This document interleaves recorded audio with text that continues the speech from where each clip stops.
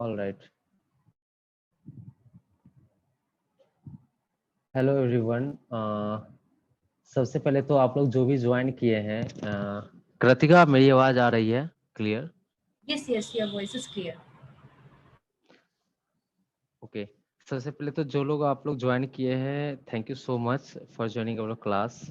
And once again, कल के लिए वेरी सॉरी। कल हमारी क्लास हुई थी सेम टॉपिक पर, सेम टीचर थे हमारे पास साथ, लेकिन कुछ टेक्निकल इश्यूज की वजह से हमारी क्लास कंटिन्यू नहीं हो पाई थी सबके लिए। टोटल जूम पर कुछ बच्चे ही ज्वाइन कर पाए थे, कुछ स्टूडेंट्स ज्वाइन कर पाए थे। आज हम लोग सेम क्लास को रिपीट कर रहे हैं, टॉपिक हमारा सेम होगा, टीचर हमारे सेम होंगे। और मैं आपको टीचर के बारे में बता देता हूँ। His name is Pushpesh Jha. आपने एमए जो किया है वो जेएनयू से ही किया है, स्पेनिश डिपार्टमेंट से। और सेम गोज टू आज हमारी क्लास जो होगी स्पेनिश के बारे में ही होगी, स्पेन के बारे में होगी, स्पेन के हिस्ट्री कल्चर के बारे में होगी। और currently Pushpesh is working in Spain. Pushpesh जो है टीचिंग करते हैं स्पेन में, ही वर्क्स इन स्पेन। अभी वो करेंटली स्पेन में है। और आप जैसे ही स्टूडेंट्स को पढ़ाते हैं, टीचिंग करते हैं। सो जो भी आपकी क्लास होगी आज काफ़ी ज़्यादा हेल्पफुल रहेगी आपके लिए स्पेन के बारे में जानने के लिए। और स्पेन के टॉपिक के का जो क्लास चलेगा वो नेक्स्ट 2-3 क्लासेस के लिए होगी। और आपको जो भी डाउट्स होंगे आप लास्ट में पूछ सकते हैं पुष्पेश से। He will clear about Spain, everything regarding Spain. कल हमारी क्लास हुई थी और हम लोग रिपीट कर रहे हैं आज। तो Pushpesh, I welcome you and thank you so much कि आपने टाइम दिया दोबारा हमारी क्लास कंडक्ट कराने के लिए। जो स्टूडेंट कल नहीं जुड़ पाए थे आज वो जुड़ रहे हैं, और उनको क्लास देने के लिए आपका बहुत बहुत धन्यवाद। आपने अपना कीमती टाइम निकाला है हमारे लिए। और आप स्टूडेंट से रिक्वेस्ट है, आप लोग, ऑल्दो हमारे पास नोट्स हैं, हमने स्पेन के लिए नोट्स प्रिपेयर किए थे, बट आपके टीचर जो हैं पुष्पेश पुष्पेश झा, वो अपना एक अलग से नोट्स तैयार करके लाए हैं जो आपके साथ शेयर हम आई थिंक बाय टुडे और by tomorrow will share with you. लेकिन जो भी आपको इम्पोर्टेंट पॉइंट लगे आप उसे नोट डाउन कर सकते हैं।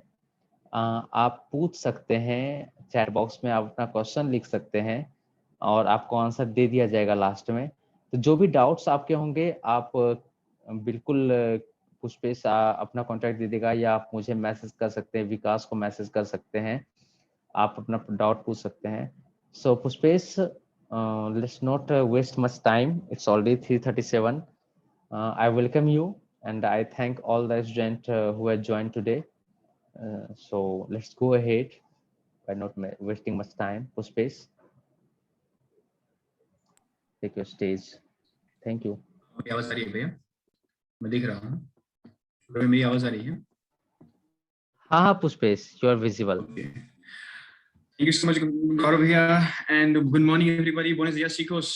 Thank you so much for inviting me for a lecture for all the students. Thank you so much everybody. और बहुत से लोगों ने मुझे ये बताया कल मेल करके कि कल की क्लास जो थी वो थोड़ी ज्यादा फॉर्मल हो गई थी, तो हम थोड़ा सा इनफॉर्मल रहेंगे आज, ठीक है, बातचीत भी करेंगे हम लोग। और thank you so much everybody for coming here and I am able to read the chats right now. some of the people are speaking about कि हम लेट हो गए, तो हम लोग वेट करते थे, थोड़ी सी टेक्निकल इश्यूज आ जाती हैं, तो चिंता ना करें इसके लिए, ठीक है। तो आज हम स्टार्ट करते हैं। Thank you so much for coming here everybody, okay. और बहुत सारे लोगों ने कल मुझे मैसेज किया कि लेक्चर जो है वो हिंदी इंग्लिश दोनों मिक्स रखें, ठीक है, तो मैं दोनों में कोशिश करूंगा रखने का, ठीक है। ओके, सो स्पेन, आज हम स्पेन से स्टार्ट करते हैं। जैसे कल मैंने बताया था, मोस्ट इंपॉर्टेंट थिंग जो फर्स्ट चीज आप स्टार्ट करेंगे वो है द कॉन्सेप्ट ऑफ इस्पानिया, ठीक है। आप अगर नोट डाउन करना चाहें, लिखना चाहें तो आप लिख सकते हैं the concept of Hispania. Hispania क्या है? Spelling is HISPANIA, Hispania, okay. So the most important thing is whenever I'm speaking something, first try to listen each and everything, okay. It's not important for you guys to note down everything line by line, word by word, okay. The most important thing is listen and try to make your own notes. मेरी बातें सुनने के बाद आपको जो भी important words लगते हैं, आपको इंपॉर्टेंट पॉइंट्स लगते हैं, आप पॉइंट्स में उसको बनाते जाइए, ठीक है? वैसे मैं इसका पीपीटी आपको भेज दूंगा, ठीक है? So we are going to start with the concept of Hispania. What's Hispania? So Hispania was the name used for the Iberian Peninsula under Roman rule from 2nd century BC. I'm going to explain you. 2nd century BC में Iberian peninsula जो Romans के control में था, उस area को, उस पूरे area को हिस्पानिया कहा जाता था. So the name used for the Iberian Peninsula under Roman rule from 2nd century BC was called Hispania. Clear? Second thing, what is Iberian Peninsula? ठीक है, क्योंकि मैंने इसमें एक वर्ड यूज किया आइबेरियन पेनिनसुला. आइबेरियन पेनिनसुला क्या होता है? आइबेरियन पेनिनसुला एक ऐसा पेनिनसुला है जो साउथ वेस्ट यूरोप में सिचुएटेड है. Peninsula of south west Europe occupied by Spain and Portugal, and it is separated from Europe by Pyrenees. Pyrenees एक mountain ranges है, और by Africa, अफ्रीका से वो Strait of Gibraltar, जिब्राल्टार भी आप पढ़ सकते हैं, समझा रहा हूं मैं. आइबेरियन पेनिनसुला जो है वो कहाँ पे है? साउथ वेस्ट यूरोप में स्पेन और पोर्चुगल उसके इस साइड में. यहाँ स्पेन एंड पोर्चुगल के को मिला के वो जो पेनिनसुला है, जो कि यूरोप से एक माउंटेन रेंजेस है, उसको कहते हैं पायरेनीज, उससे सेपरेटेड है. और नीचे अफ्रीका से स्ट्रेट ऑफ जिब्राल्टर. स्ट्रेट का मतलब मैंने आपको कल भी बताया था, अ नैरो वाटर स्पेस, ठीक है? पानी का एक छोटा सा नैरो स्पेस जो दो लैंडस्केप्स को डिवाइड करता है, उसको स्ट्रेट कहते हैं, ठीक है? STRAIGST स्ट्रेट, ठीक है? सॉरी, STRAIT स्ट्रेट, ठीक है? Straight of Gibraltar. So basically पहला कॉन्सेप्ट ये है Hispania. Hispania was the name used for Iberian Peninsula under Roman rule from 2nd century BC. Point number 2, the most important thing. Roman Empire कब से कब तक था? ठीक है? Roman Empire was started का जो टाइम पीरियड है वो आपको 2nd century BC से almost 5th century के आसपास थी, ठीक है? So the time period of Roman Empire was until 5th century. Point number 2. After the Roman Empire comes Visigothic rule. VISIGOTHIC.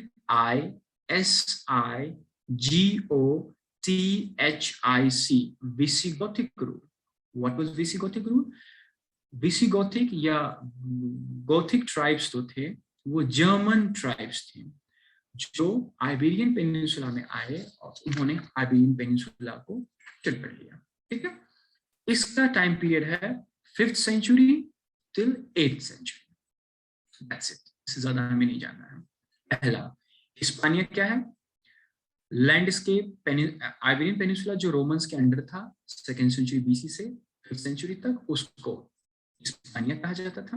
Point number 2, it was under the control of the Romans from 2nd century BC till 5th century. Point number 3, then comes the Germans, the Germanic tribes. It's called Visigothic, ठीक है? Visigothic rule और Gothic tribes. Gothic tribes जो थे वो German tribes थे, उनका time period है 5th century till 8th century. That's it. इससे ज्यादा हिस्ट्री आपको जाननी नहीं है. उसके बाद हम बढ़ते हैं, जो आगे आता है वो आता है Islamic invasion, Arab Islamic conquest. वो टाइम पीरियड था क्या इसका? 8th century. आप नोट डाउन करेंगे, Arab Islamic conquest, ARAB, Arab Islamic conquest. So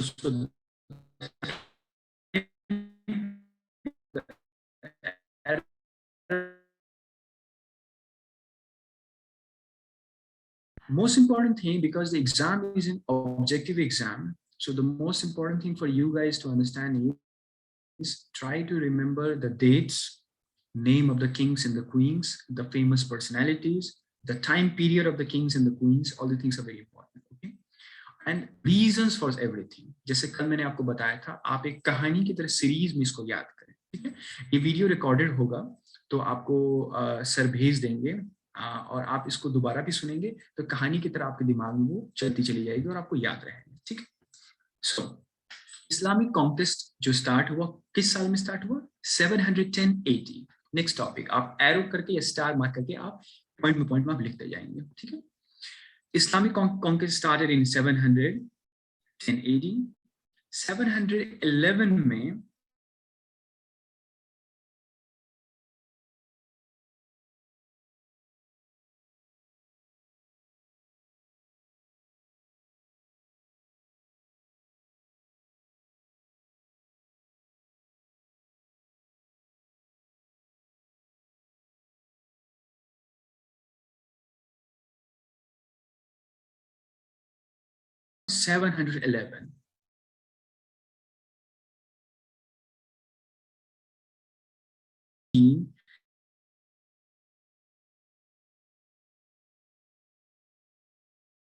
called Hispania।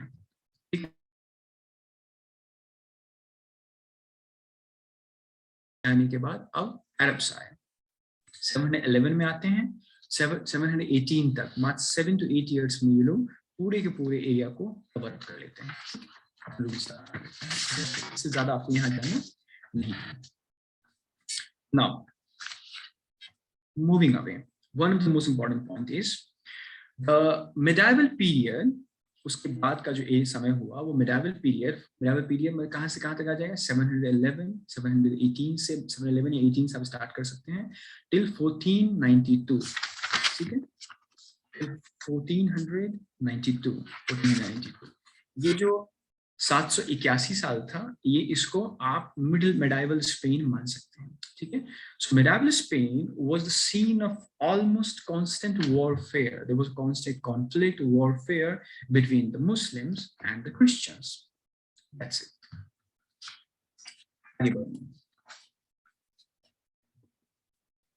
711-10 में Ibn Ziyad, that's called the Arab Islamic conquest जो हुआ यहाँ पे है, उसके ठीक बाद ऑलमोस्ट उसी टाइम पीरियड में एक कॉन्सेप्ट एक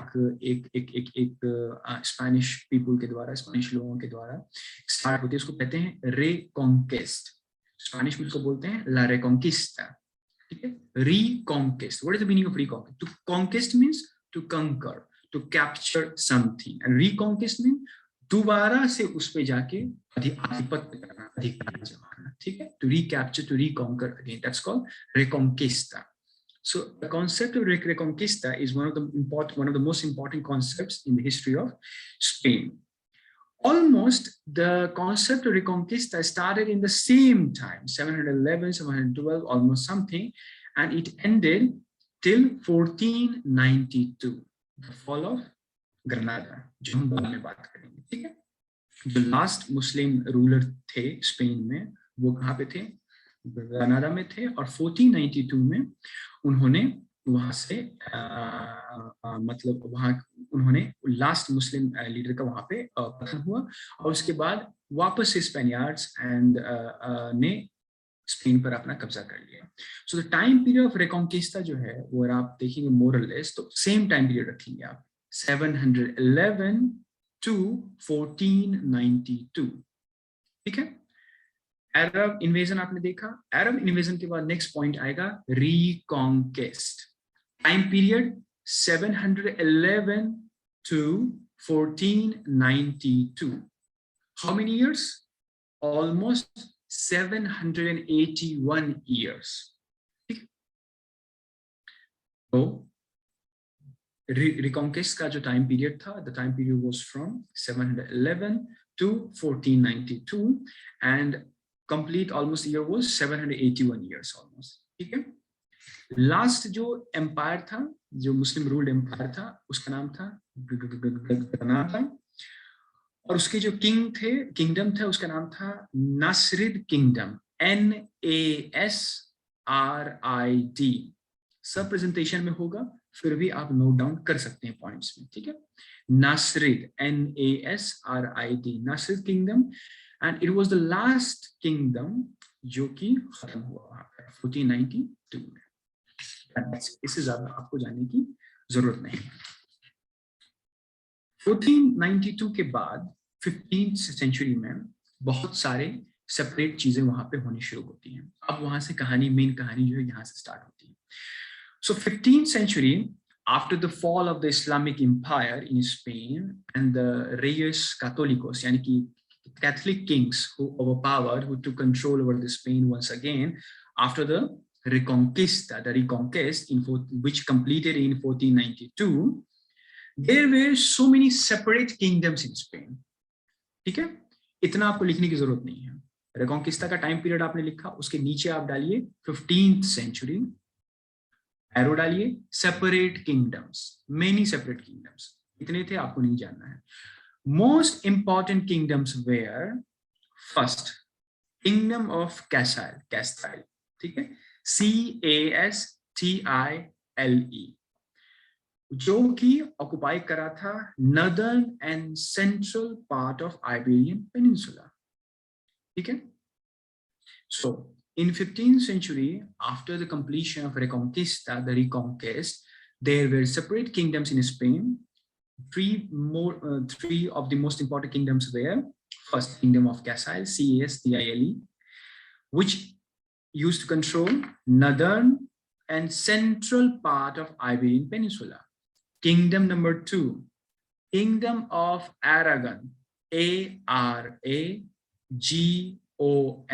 Aragon, ठीक है, जो ऑक्युपाई कर रहा था north east portion of the Iberian peninsula. ठीक है, आप बस लिखिए kingdom number 1, kingdom of Castile, CASTILE, arrow डालेंगे, वहां पे लिखेंगे northern and central portion, that's it. Kingdom number 2, kingdom of Aragon, ARAGON, Aragon, ठीक है, जो ऑक्युपाई कर रहा था north eastern part of the Iberian peninsula. ठीक है, kingdom number 3, kingdom of Portugal, ठीक है, kingdom of Portugal, Portugal, PORTUGAL, Portugal, जो ऑक्युपाई कर रहा था western part of Iberian peninsula. That's it. So after Reconquista, the Reconquest, there were so many different kingdoms in Spain. 3 of the major kingdoms were first the Kingdom of Castile, which occupied northern and central part of Iberian Peninsula. Kingdom number 2, Kingdom of Aragon, northeastern part of Iberian Peninsula. Kingdom number 3, Kingdom of Portugal, western Iberian Peninsula. That's it. Okay? Now, second point is Kingdom of Castile, जो कैस्टाइल का हम बात कर रहे थे, उसकी king का नाम था किंग हेनरी 4। ठीक है, आप नेक्स्ट टॉपिक पॉइंट डालेंगे किंगडम ऑफ कैसाइल। किंगडम ऑफ कैसाइल आप इसको शॉर्ट में लिखते जाइए, ठीक है, ज्यादा लिखने की जरूरत नहीं, किंगडम को के कर दीजिए ताकि आपको आगे याद रहे। ठीक है, so the king was king Henry, HENRY, Henry 4। इनके नाम से एक बहुत ही फेमस, थोड़ा सा फेमस नहीं, एक पोएम भी है, King Henry dies my dear child Mary. ठीक है, तो उनके किंग का नाम था किंग हेनरी 4। 1474 में इनका देहांत हो जाता है। सो ठीक है, तो ये वहां के किंग थे। Death 1474। That's right. Now, after the death of King Henry IV, there was a war between two people. There was not a war, there was a clash. There was a clash between two people. Who were they? One, Juana la Beltraneja, ज्यादा confuse मत होइए, Joanna, JOANNA,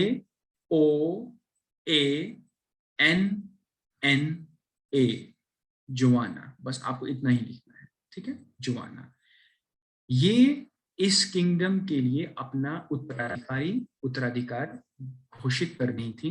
वो चाहती थी कि वो वहां की रानी बने, किंगडम ऑफ कैसाइल की। ठीक है, तो आप यहां पर लिखेंगे किंग हेनरी 4, एरो डालेंगे, डेथ 1474, नीचे एरो डालिए, जोआना, JOANNA, ये पहली कैंडिडेट थी। कैंडिडेट मतलब आप कह सकते हैं पहली कैंडिडेट थी जो अपना उत्तराधिकारी छाती थी उसके ऊपर, ठीक है। सपोर्टेड बाय, इनको किसका सपोर्ट था, फिर एरो डालेंगे, सपोर्ट किसका था, पोर्चुगल का और फ्रांस का सपोर्ट था जुआना को, ठीक है। And the second most important person was queen Isabella one, ठीक है। अभी क्वीन बनी नहीं थी, बट आप लिख सकते हैं क्वीन इसाबेला वन। ये कौन थी, तो king Henry who died, his half sister, ठीक है, हाफ सिस्टर थी ये। इनको सपोर्ट था किससे, किंगडम ऑफ एरागॉन से, एरागॉन जो दूसरा इंपॉर्टेंट किंगडम था उसका सपोर्ट था, और कास्टिलियन नोबिलिटी, मतलब किंगडम ऑफ कैस्टाइल में जो वहां के नोबल और रॉयल फैमिली नोबल लोग थे उनका सपोर्ट है। That's it. इतना आपको जरूरत नहीं लिखने की, सिर्फ दो पार्टिसिपेंट थे, जुआना जिसको सपोर्ट था पोर्चुगल और फ्रांस का, दूसरे व्यक्ति थे इसाबेला वन जिसको सपोर्ट था किसका, किंगडम ऑफ एरागॉन का जो दूसरा इंपॉर्टेंट किंगडम था, और Castile nobility. Now what happens, Isabella she gains the throne, उसको थ्रोन मिल जाती है, एंड शी मैरीज, इसाबेला जो है वो की क्वीन बन जाती है, and she marries the king of Aragon. Aragon कौन सा था, अनदर किंगडम, इंपॉर्टेंट किंगडम, जो तीन इंपॉर्टेंट किंगडम में से दूसरा इंपॉर्टेंट किंगडम। उस किंग का नाम था king फेर्डिनांड, FERDINAND,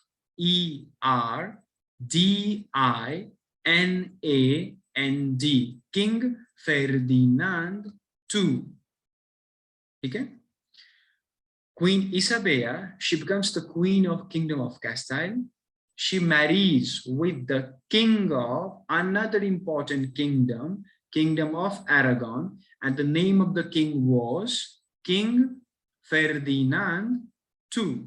Okay, and when she marries, in what the date, time period क्या है marriage का, 1469. Marriage का time period है 1469. So after the marriage, the relation between Isabella and King Ferdinand II, they both the kingdoms, Kingdom of Castile and Kingdom of Aragon, they united, and when they united, they were called Los Reyes Católicos, Catholic Kings, ठीक है। Catholic Kings का जो concept है वहां start, That's it. इससे ज्यादा important नहीं, इतनी चीजें भी इंपॉर्टेंट नहीं है, बट आप याद रख सकते हैं, एग्जाम्स में क्या पूछे पता नहीं, कहानी के तौर पे याद रखिए। फिर से रिपीट कर रहा हूं मैं, king Henry IV, he was the king of Castile. He died in 1474. After his death, there was a clash between two of the most important people. One was Joanna and the second one was Isabella. Joanna was supported by Portugal and France. Isabella was supported by the Kingdom of Aragon and the Castilian nobility. Isabella, she gains the throne and she marries whom?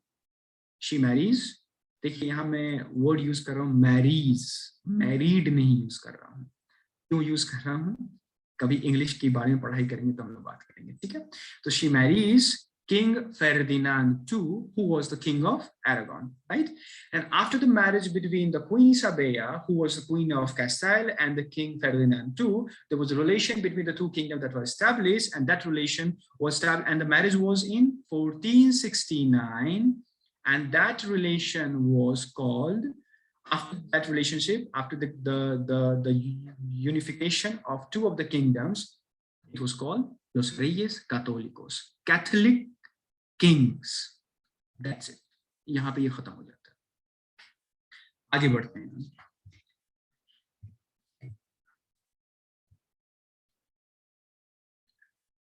ठीक है। उसके बाद after the formation of Reyes Católicos, Catholic Kings, both the king and the queen, Queen Isabella and Ferdinand II, they started recapturing the entire part of the Spain, which was earlier captured by the Arab invaders. Okay, वो लोग वापस रिकॉन्किस्टा, जो रिकॉन्किस्टा concept था, उसका exploration, उसको और आगे बढ़ाने की कोशिश करने लगते हैं। And at the time, they started torturing two of the most prominent ethnicity of the people, Jews and the Muslims. ठीक है, क्योंकि इतने सालों से वो कंट्रोल कर रहे थे, तो अब जब इनके पास पावर आया तो ये ज्यूज और मुस्लिम्स को टॉर्चर करने लगे यहाँ पे, ठीक है। And the most important thing was that Queen Isabella, she established a marriage culture. ठीक है, ये मैरिज कल्चर, जैसे आप हिंदुस्तान के हमारे भारत की जो हिस्ट्री पढ़ेंगे वहां भी मैरिज कल्चर का कॉन्सेप्ट बहुत है. तो she started a marriage culture and she married her daughters and sons to the sons and daughters of different kingdoms around her. Okay, and she tried to establish a good relationship with the other kingdoms around her.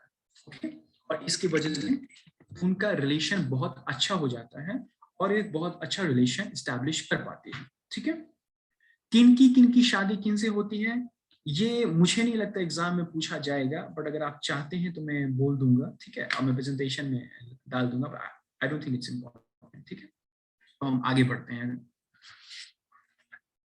अब आता है Spanish empire. ठीक है, उसके बाद दो important concept है यहाँ पे. ठीक है, एक वर्ड है, आप लोग लिख लीजिए यहाँ पे नीचे, यहाँ से जब आप जहां यहाँ तक मैंने खत्म किया इसके आगे आप लिख लीजिए दो इंपॉर्टेंट वर्ड्स जो कि एग्जाम्स में पूछे जा सकते हैं. पहला Moors, MOORS, Moors. Who were Moors? Moors कौन थे? ठीक है, मूर्स जो थे वो नॉर्थ अफ्रीकन मुस्लिम्स थे, उनको मूर्स कहा जाता था. ठीक है, और उसके बाद एक दूसरा कॉन्सेप्ट आता है मोरिस्कोस. ठीक है, नंबर 2 में डालेंगे मोरिस्कोस. स्पेलिंग बता रहा हूं, MORISCOS, मोरिस्कोस. मोरिस्कोस कौन थे? मोरिस्कोस वो formal Muslims who after the Reconquista they were pressurized and they were converted to Christianity. Right, दो इंपॉर्टेंट यहाँ पे लोग आते हैं जिनके बारे में शायद अगर पूछा जाए, एक बार के एग्जाम में पूछा गया है, मैंने देखा था. Moors were North African Muslims who came to Spain. Moriscos were those Muslims who were converted to Christianity, who were converted as Christians उनको कन्वर्ट किया. ठीक है, दैट्स इट. नाउ एक इंपॉर्टेंट पॉइंट ये है कि Spanish empire was the first global empire. ठीक है, नेक्स्ट पॉइंट एरो डाल के आप लिख सकते हैं, Spanish empire equals first global empire.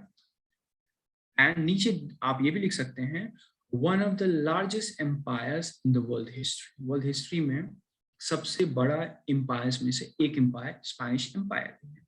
ठीक है, उसके बाद after the fall of Reconquista जो उनका स्टार्ट हुआ, उस रेकॉन्किस्टा का दो इंपॉर्टेंट पॉइंट्स हैं. ठीक है, कि कैनरी आइलैंड्स. ठीक है, नेक्स्ट पॉइंट आप लिखेंगे रेकॉन्किस्टा के टाइम में there was a part in Spain, it's called, it's still right now, it's called Canary Islands.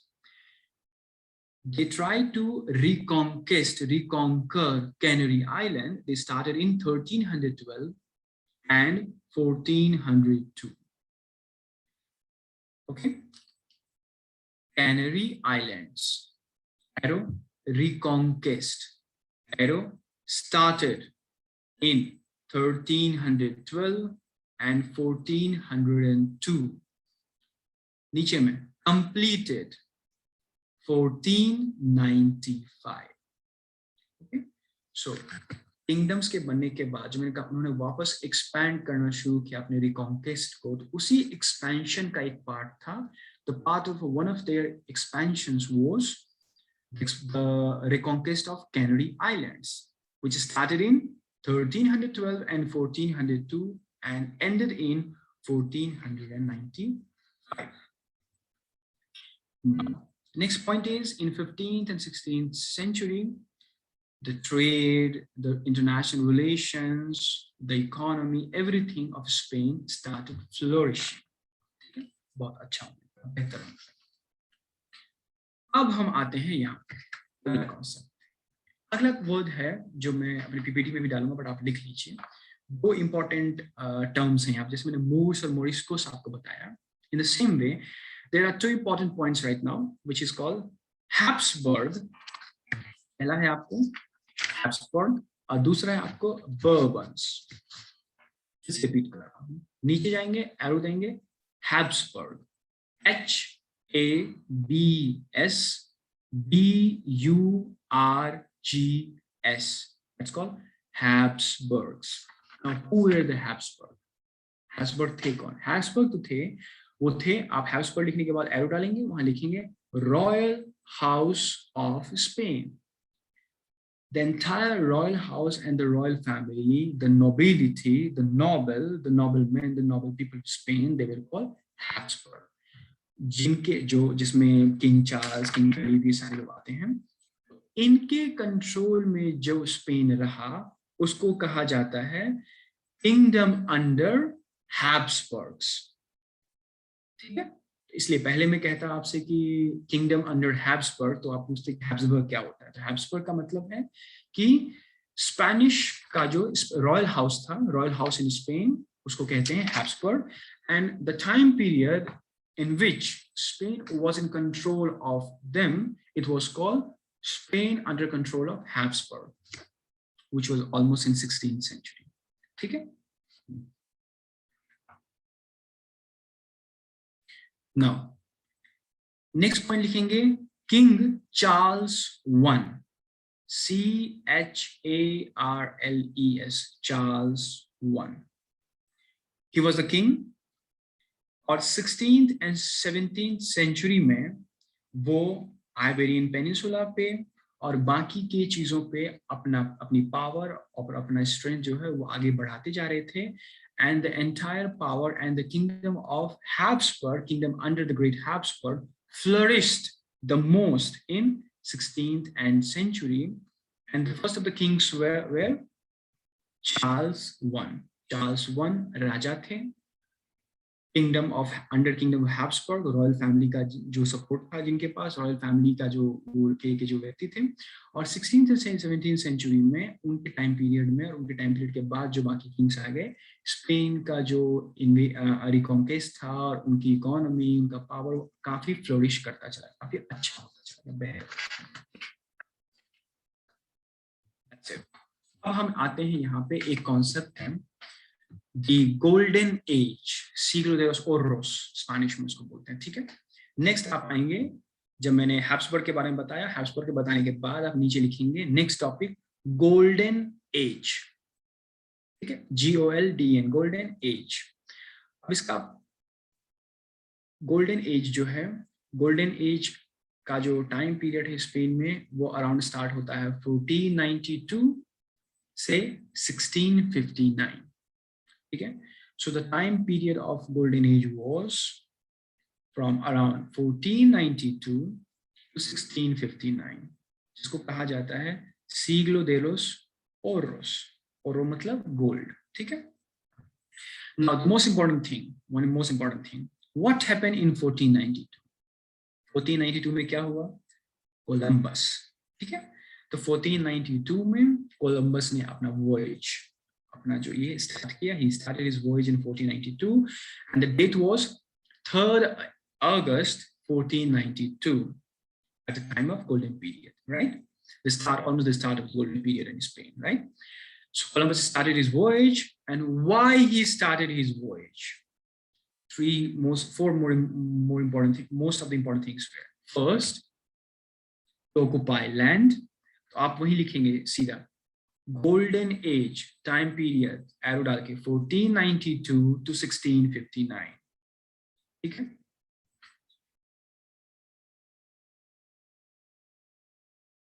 uh, 1492 में उनका वॉयज स्टार्ट हुआ था. और गोल्डन एज का टाइम पीरियड आप 1492, कहीं कहीं पे 1504 भी है, 1504. ठीक है, 1504 to 1659. तो आप 1504 भी रख सकते हैं, 1492 भी रख सकते हैं. ठीक है, आप दोनों में इसे रख सकते हैं. 1492 इसलिए क्योंकि वहां कोलंबस का वॉयज है वो स्टार्ट हुआ था. ठीक है. So Columbus voyage was started in 3rd August 1492. The reasons were land, gold, people and slaves. Why Columbus started his voyage? To occupy land, to occupy gold, to control, to occupy the manpower and to make the other people their slaves बनाने. ठीक है. एक और important चीज, I don't think ये important होगा but मैं बता दे रहा हूँ, जो 3 शिप्स थे जिनसे कोलंबस ने अपना वॉयज स्टार्ट किया था, what's the name of the ships? The names were Nina, 3 ships, Nina, NIN, वो जो N होगा दूसरा वाला, उसके ऊपर एक लाइन जाएगी, उसको एनए पढ़ेंगे, एक एक्स्ट्रा अल्फाबेट स्पेनिश लैंग्वेज में होता है, तो Niña. Second Pinta, PINTA, Pinta. The third word is Santa Maria, SANTA, Santa, MARI, Maria, Santa Maria. Okay. Now, the golden period. Why was that period called the golden period? Because in that period, each and everything, the economy, the architecture, the infrastructure, everything in Spain flourished, developed a lot. ठीक है, वो एक ऐसा time period था जिसमें most of the poems लिखे गए, writers आए, पेंटर्स आए, जितने भी लोग स्पेन में बने बहुत से बड़े बड़े, वो मोस्टली उसी टाइम पीरियड में बने। ठीक है, और उस टाइम पीरियड में जो किंग्स एंड क्वींस आए उनका नाम है, वो आप लिख लीजिए, Kings and queen's in the time period of golden age. Isabella I, Isabella, ISABELL, Isabella I. Second, Ferdinand, FERDINAND, Ferdinand 5. Charles I, CHARLES, Charles I. Philip, PHILIPE, Philip 2, 3 and 4. ठीक है, उसके नीचे एक एरो डाल दीजिए। नेक्स्ट पॉइंट ये मैं फिर से रिपीट कर देता हूँ, जो kings and queens who used to control in Spain at the time of golden period where queen Isabella I, Ferdinand 5, Charles I, Philip 2, 3 and 4. ठीक है, now one more important point. One of the most famous books, novels, or जो भी आप कहें उसको, written in Spanish by one of the greatest writers, one of the greatest authors in the world, his name, and the name of the novel was Don Quixote de la Mancha. Don, D-O-N, Don Quixote, QUIXOTE, Quixote, Don Quixote de, DE, रुकिए मैं chat box में type कर देता हूँ।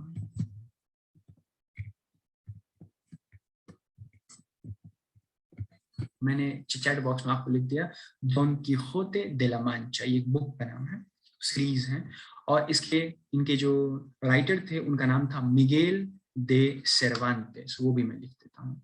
Very good, किसी ने लिख दिया वहां पे, वेरी नाइस।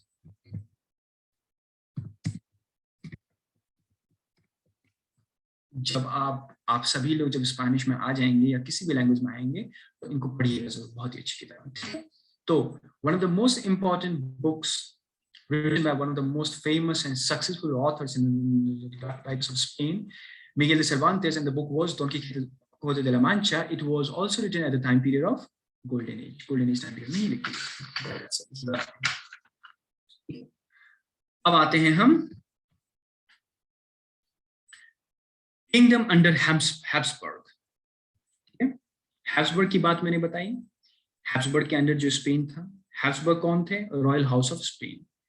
उनके अंडर जो किंगडम थी उसमें कौन कौन से किंग एंड और कौन कौन से क्वीन हुए और उनका टाइम पीरियड क्या क्या था, वो थोड़ा सा मैं बता दे रहा हूँ। ठीक है, उसमें एक इंपॉर्टेंट किंग आते हैं, उनका नाम है किंग फिलिप II, जो मैं पहले आपको बताया। ठीक है, king Philip II, PHILIP, Philip II, arrow डालेंगे, died, he died in 1598। ठीक है, he died in 1598। उसके बाद second Philip III, PHILIP, Philip III, उनका टाइम पीरियड था 1598, from 1598 after the death of his father till 1621, 1598 से 1621 के बीच। ठीक है, उसके बाद Philip IV, Philip, Philip IV, 1621 to 1665. Okay, Philip IV time period was 1621 16 to 1665. ठीक है, नेक्स्ट इंपॉर्टेंट पॉइंट, बस ये टाइम पीरियड लिख लीजिए, ठीक है। इसी टाइम पीरियड में there was one of the most famous wars that took place in Europe. It's called 30 Years War.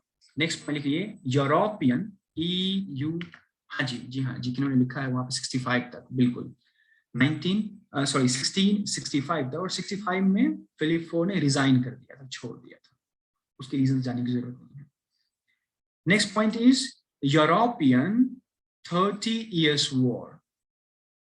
ये बस मैं टाइम पीरियड बता रहा हूँ because the exam is an objective exam, तो अगर आपसे टाइम पीरियड पूछा जाता है so you will be able to answer it. Okay, so next European 30 Years War, time period 1600।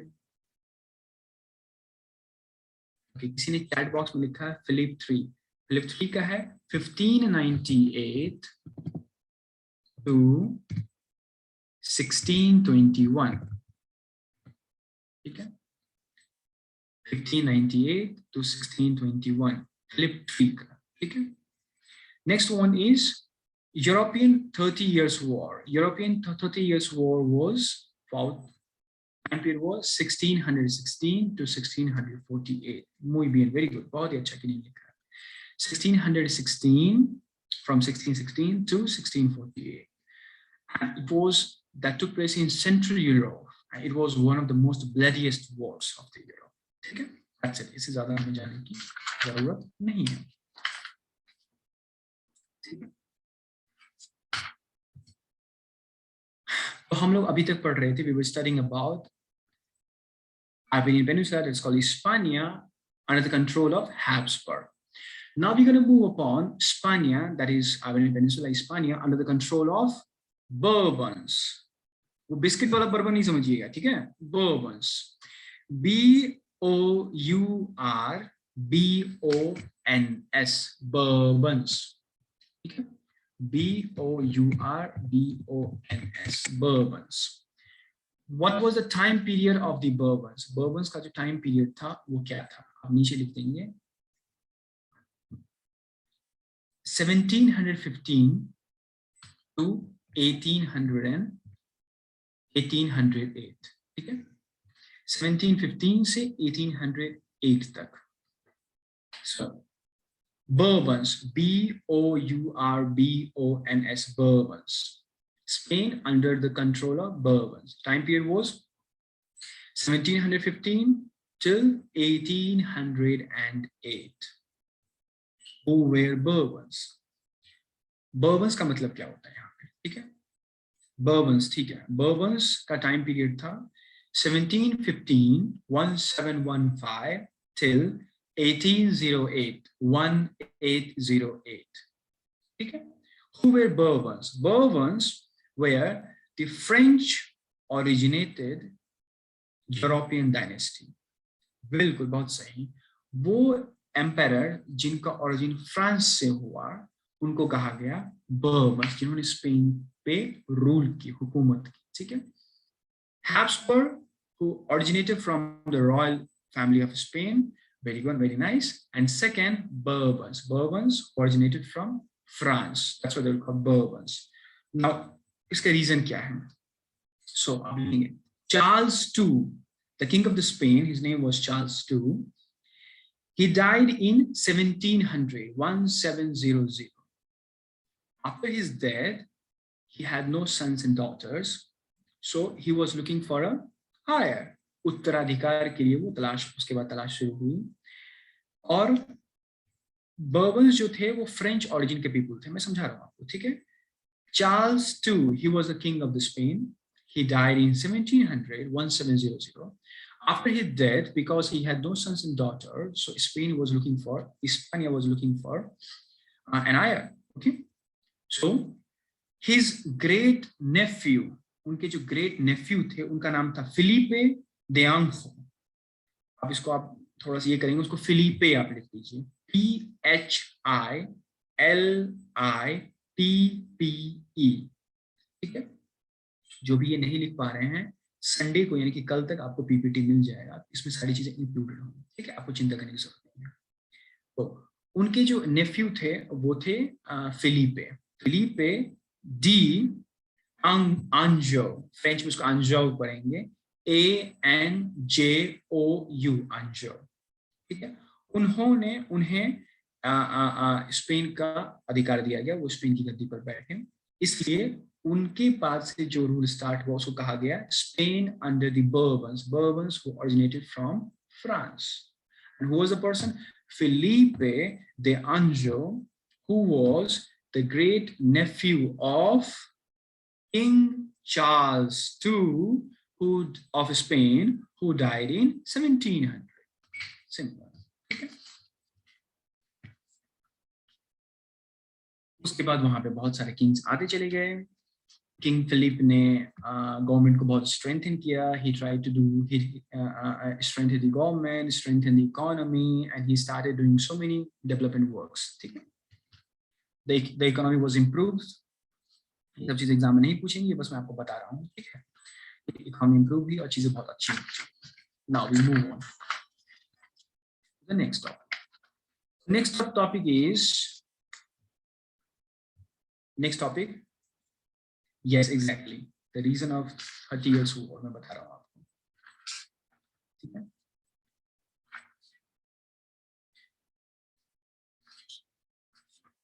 ठीक है, उसके बाद आते हैं हम war of Spanish independence and American war of independence, जो मैं आपको बता रहा हूँ, ठीक है।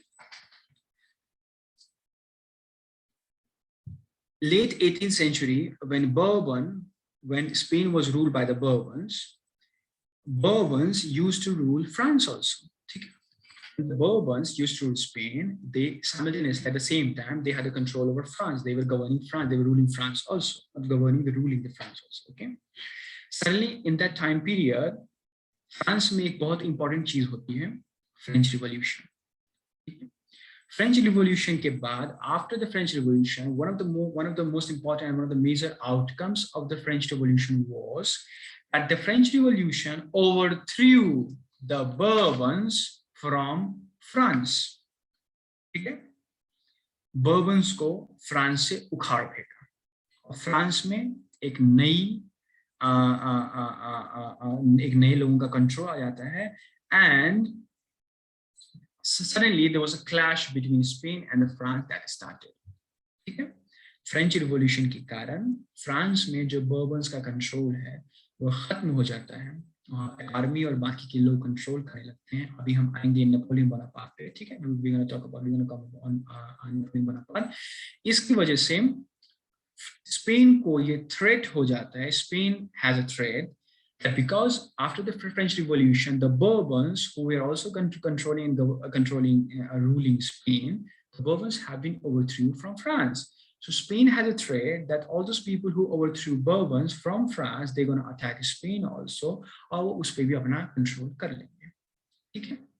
यहाँ पे आता है फिर स्पेन और फ्रांस के बीच में वॉर स्टार्ट हो जाती है 1808 में, ठीक है। The war broke out with France in 1808. That's it. ठीक है। The army and the military of the Spain was not prepared for the war.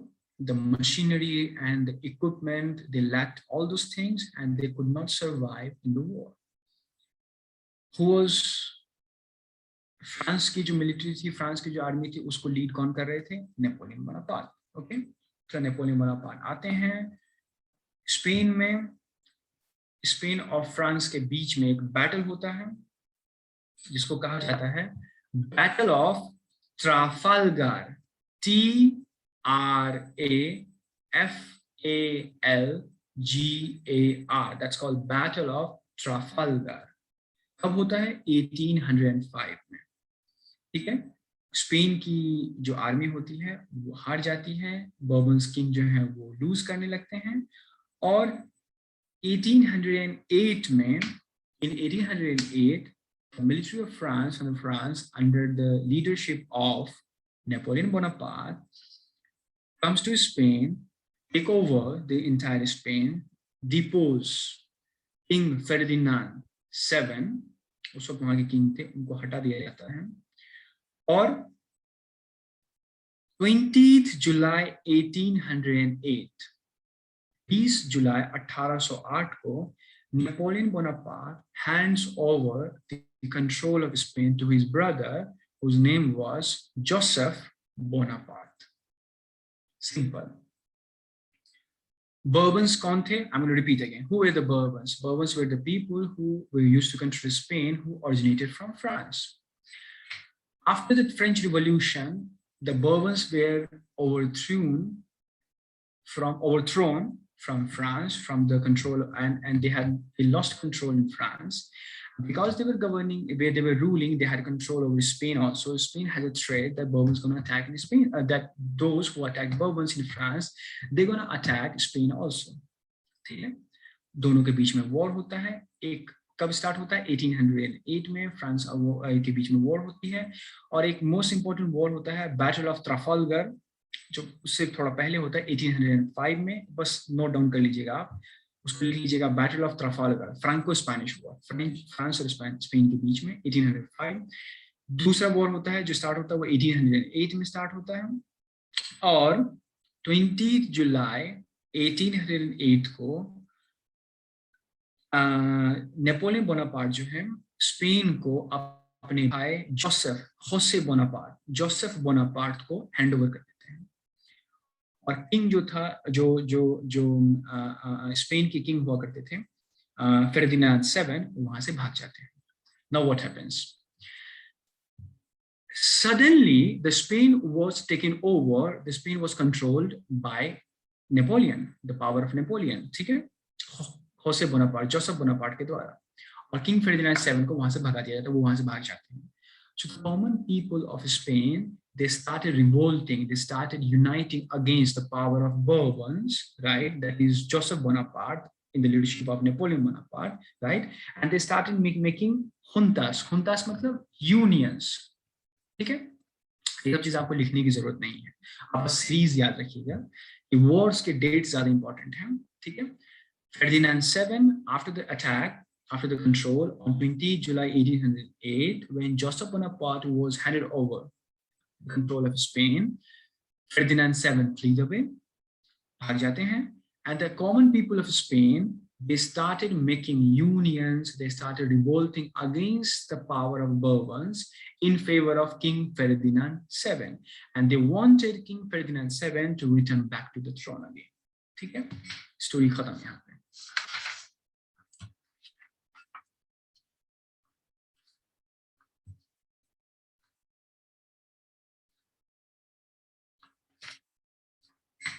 Now, एक दो टाइम पीरियड हैं जो आप लिख लीजिए, टाइम पीरियड इंपॉर्टेंट है एग्जाम के लिए. ठीक है? फेर्डिनांड 7, फेर्डिनांड जो मैंने आपको बताया, फेर्डिनांड 7. The time period of Ferdinand 7 was from 1813 to 1833. ठीक है? 1813 to 1833. Second time period of Queen Isabella II. Isabella 1 के बारे में आपको बताया. Queen Isabella II. The time period was after the death of Ferdinand, 1833, from 1833 till 1868. This was the time period of Queen Isabella, from 1833 till 1868. ठीक है?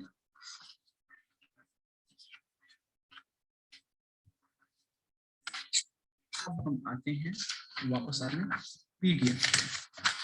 गौरव, आपको मेरी आवाज आ रही है? आप स्क्रीन पे पीडीएफ लेके आ सकते हैं. याद है आप उस पे जी, आप स्क्रीन पे पीडीएफ ले आ सकते हैं. Okay, just give a moment. अब मैं यहाँ तक मैंने इसको पॉज किया है आज, ठीक है, क्योंकि शॉर्ट रखनी थी, अभी बाकी हम चीजें और एक्सप्लेन करेंगे। इसके बाद हम नेक्स्ट क्लास में जो है, ये कल की क्लास का रिपीट था, ठीक है, और नेक्स्ट क्लास में जो है मैं आपको बताऊंगा सिविल वॉर के बारे में, सिविल वॉर क्यों हुआ, फिर सिविल वॉर ऐसे हुआ, सिविल वॉर में क्या हुआ, फ्रांको कैसे आए, फ्रांको के बाद क्या हुआ, और उसके बाद आखिर में हम खत्म कर देंगे, ठीक है। तो अभी गौरव भैया एक पीपीटी यहाँ पे डाल रहे हैं।